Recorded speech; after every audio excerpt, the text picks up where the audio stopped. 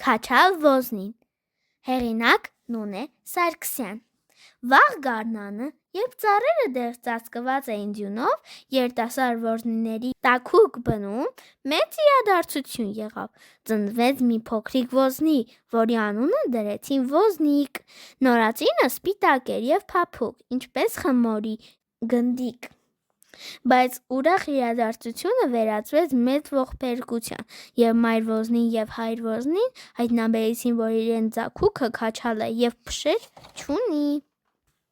Մայր ոզնին, որ շատ երիտասարդ էր և կյանքի փորձ բոլորովին չուներ, հուսահատությունից լաց եղավ և ասաց. «Իմ խեղճ փշազուր բալիկ»։ Հայր ոզնին, որը նույնպես շատ երիտասարդ էր և բացի դրանից շատ տաքարյուն, հակառակը բարկացավ և բղավեց. «Ինչպես թե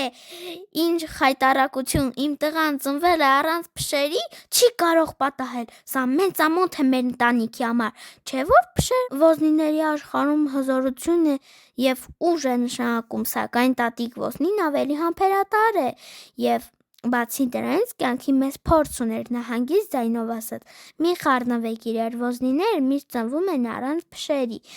դուք ուղղակի պետք է մի քիչ սպասեք և կերակրեք ձագուկին սննդարար ուտելիքներով»։ Հետո հանկարծ ինքն էլ սկսեց կասկածել և շարունակեց ավելի անվստահ ձայնով, որից հետո կարծում եմ, պետք է որ ինձ թվում է փշեր վուսնեն։ Մայր ոզնին և հայր ոզնին այնքան հուզված էին, որ չլսեցին տատիկ ոզնու ասածները։ Մայր ոզնին նորից լաց եղավ, իսկ հայր ոզնին շարունակեց բղավել. «Ինչ ամոթ, ինչ խայտառակություն»։ Երիտասարդ ոզնիների առաջին զավակի ծնունդը մեծ նորություն էր ամբողջ անտառում։ Կենդանիները հետաքրքրությամբ հավաքվեցին ոզնիների բնի առջև, սակայն լսելով այնտեղից եկող աղմուկ-աղաղակը, համբերատար սկսեցին սպասել։ Աղվեսներն ու կզաքիսները, որ միշտ երազում էին ոզնու միս համտեսել, քթի գաղտագողի և չարությամբ ծիծաղեցին։ Նրանք չէին սիրում ոզնիներին, քանի որ քթները հաճախ էին ծակծկվել ոզնիների փշերից, սակայն նապաստակները, թռչունները, եղջերուները, սկյուրիկները ոզնիների բարեկամներ էին։ Նրանք հավաքվել էին ոզնիների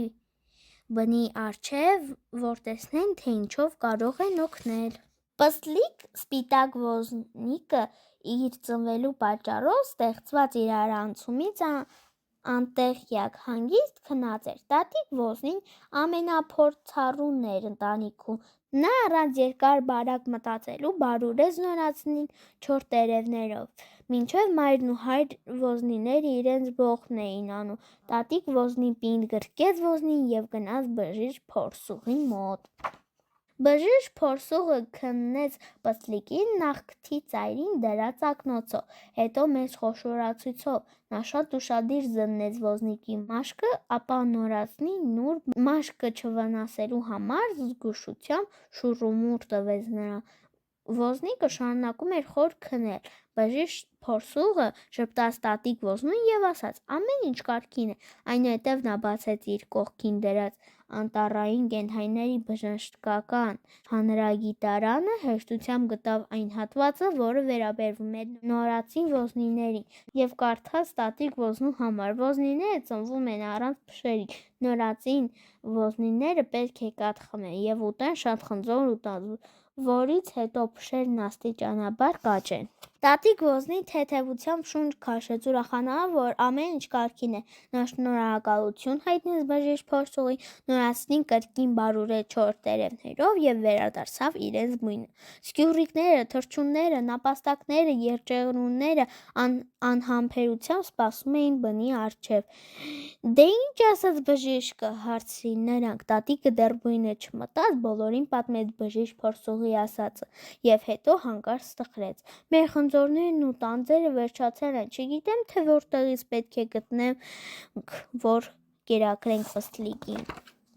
Հա՛, այ քեզ բան, չարությամբ ծիծաղեցին կզաքիսներն ու աղվեսները։ Խնձոր ու տանձ ուտելուց պետք է փշեր փուզնեն, հա, սակայն սկյուռիկները, եղջերուները, թռչունները եւ նապաստակները անմիջապես գնացին իրենց ձմեռային պահեստները եւ բերեցին ձմեռվա պաշարից մնացած խնձորներն ու տանձերը։ Ոզնիների ընտանիքը երջանկության մեջ էր, մայր ոզնին գրկել էր ոզնուկին եւ մեղմ օրորում էր։ Անչափ շնորհակալ եմ, ասաց նա ժպտալով սրբեց ուրախության արցունքները։ Այսքան միրգ բավական է իմ խեղճ փշազուրկ ձագուկին։ Ոզնիները, որ սովորաբար քնում են ցերեկները եւ ուտելիք են հայթաթում գիշերը, այնքան էին հոգնել, որ իրենք էլ պատրաստվեցին քնելու։ Սովորաբար հայր ոզնին շատ խորն է քնում, սակայն այս անգամ նա չկարողացավ քնել նորածնի չփչփոցից։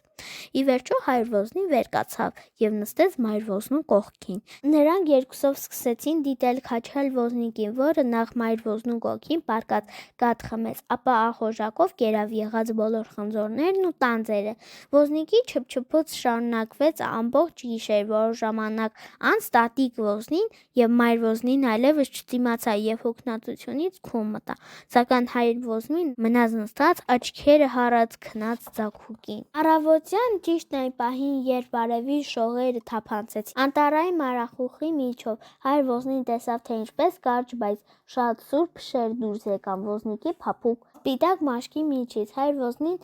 հպարտությամբ նայեց իր ձագուկին եւ ասաց. «Ապրես, տղաս»։ Ոզնիկը իհարկե առանց գիտակցելու իր քաջագործությունը անմեղ տեսքով քնած էր։ Հայր ոզնուն թվաց, թե իր ձագուկն ունի աշխարհի ամենագեղեցիկն ու ամենափայլուն փշերը։ Նա խոր շունչ քաշեց, վերջապես պառկեց անկողնում ու հանգիստ քուն մտավ։ Ոզնիների ընտանիքը ուրախ եւ երջանիկ էր ձագուկ ոզնիով։